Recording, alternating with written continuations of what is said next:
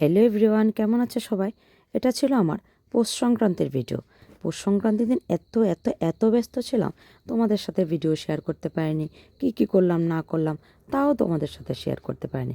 কিন্তু আমার ভিডিওটা কিন্তু তোমরা একদম স্কিপ করবে না, প্লিজ পুরোটা ভিডিও দেখবে। শেষে কিন্তু দারুণ মজা আছে।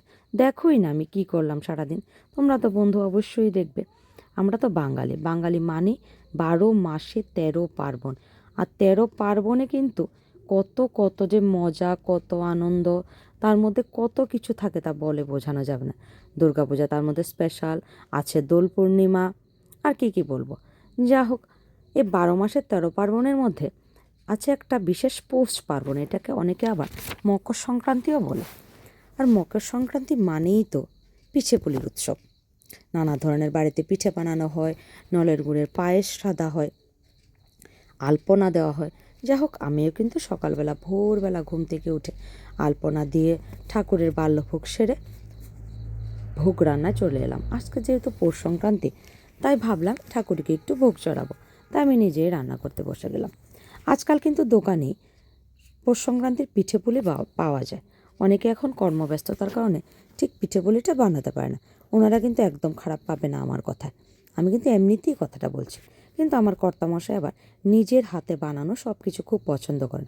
তাই আমি যা বানাই, যতটুকু পারি, বেশি একটা ভালো পারি না, সেটাই আমি নিজেই বানিয়ে নিয়েছি।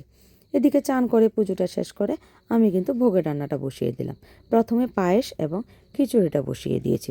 এগুলি তো তাড়াতাড়ি শেষ করতে হবে, কারণ 12টার মধ্যেই কিন্তু সবগুলি ভোগের রান্না শেষ করে পুজোতে বসতে হবে। 12টার মধ্যে তো পুজো শুরু করতে হবে। যা হোক, আমার রান্নার আয়োজন আজকে কী ছিল বলো তো? ছিল প্রথমে খিচুড়ি, তারপর ছিল পায়েস, একটা নিরামিষ সবজি ছিল, 5 ধরনের ভাজা ছিল, ছিল পনিরের তরকারি, ছিল টক। সবগুলি কিন্তু রান্না আমি মোটামুটি তাড়াতাড়ি শেষ করে নিয়েছি। সাথে তো ছিল ভোগে ফলের আয়োজন ছিল, মিষ্টির আয়োজন ছিল, একটু সিন্নিও করে নিলাম, যেহেতু গুরুদেবের পুজো দিচ্ছি।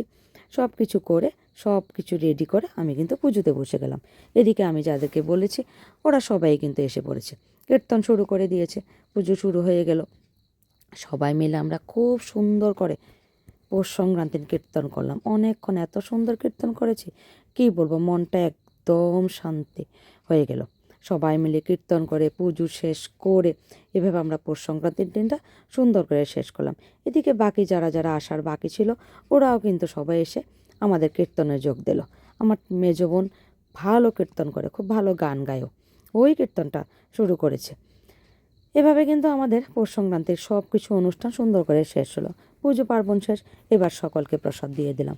ওই দিন যা রোদ উঠেছে, দুপুরবেলা এত গরম লাগছিল, এত গরম লাগছিল, ভেবেছিলাম বুঝি শীত বোধ চলেই গেল। না, শীত তো আছে। যাক, সবাই মিলে প্রসাদটা খেলো। সবাই বললো নাকি গুরুদেবের প্রসাদ খুব স্বাদ হয়েছে, দারুণ হয়েছে। ওকে বন্ধুরা, আমার ভিডিওটা তোমরা দেখলে তার জন্য অনেক অনেক ধন্যবাদ। কেমন হলো তোমরা কিন্তু অবশ্যই কমেন্ট করে জানাবে, এবং সবাই আমার পাশে থাকবে। ওকে, টাটা, বাই বাই।